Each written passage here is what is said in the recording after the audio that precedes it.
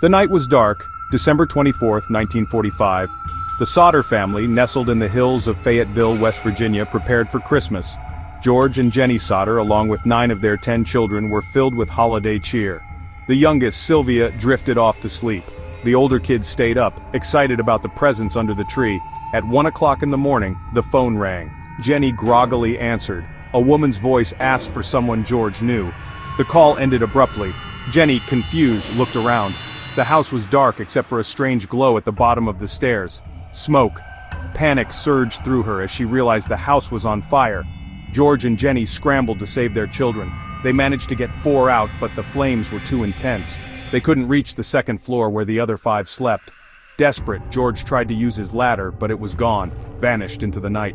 The fire raged. Firefighters, delayed by a holiday party, arrived to find the house engulfed.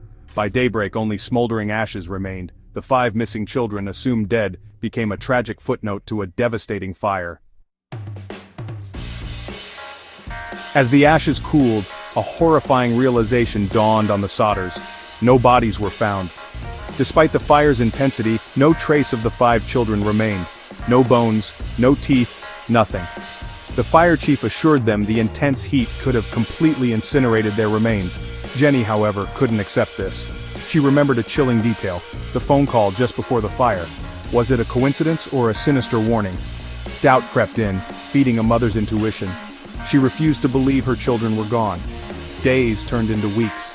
The Sodders searched relentlessly, clinging to hope. They hired a private investigator, sifted through the ashes themselves, and pleaded for answers. The lack of evidence, the missing ladder, the strange phone call, it all felt wrong. The official verdict remained accidental fire, children presumed dead, but the Sodders refused to give up. They began to suspect something more sinister had occurred that night, something the fire was meant to conceal. The official investigation left the Sodders with more questions than answers. They couldn't shake the feeling that crucial details were overlooked or ignored. The missing ladder, the phone call, the lack of any remains, it all pointed to something more than a tragic accident. Determined to uncover the truth, they hired a private investigator. He meticulously reviewed the evidence, interviewed witnesses, and explored every lead. His findings only deepened the mystery. The phone call, he discovered, was placed from a nearby town, suggesting it was premeditated and not a random occurrence. He also discovered that the ladder, which George insisted was in good condition, was found mysteriously discarded in a nearby embankment. Someone had gone to great lengths to remove any means of escape for the children trapped inside.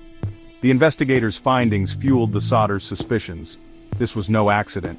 Someone had deliberately set the fire, and their children were not victims of the flames but of something far more sinister. Section 4. Whispers in the Shadows. Theories swirled around the small town like ashes in the wind. Whispers of kidnapping, revenge, and even a possible connection to the Italian mafia, to which George had openly opposed in the past, began to circulate. Each theory, more unsettling than the last, painted a picture of a conspiracy far darker than anyone imagined.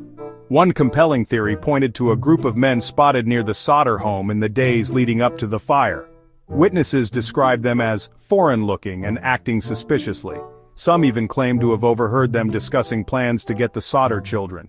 Another theory suggested a possible motive of insurance fraud, but this was quickly dismissed as the Sodder family, known for their honesty and hard work, had little to gain financially from such a scheme.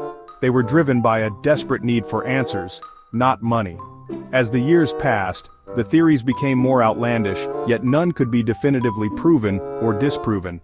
The lack of concrete evidence only fueled speculation, turning a tragic event into a breeding ground for conspiracy and intrigue. Section 5. A Mystery for the Ages.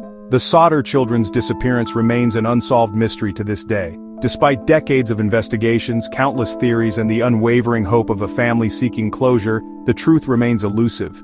The passage of time has done little to diminish the haunting questions that linger. Did the children perish in the fire, their remains somehow lost in the ashes? Or were they victims of a sinister plot, their lives stolen on a cold Christmas Eve? The lack of definitive answers has transformed the case into a modern-day American folklore, a chilling reminder that even in the most familiar settings, darkness can lurk. The Sodder case serves as a stark reminder of the limitations of justice and the enduring power of hope.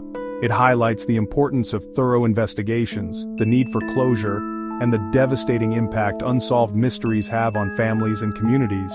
Most importantly, it reminds us that some questions, no matter how tirelessly we seek answers, may forever remain unanswered.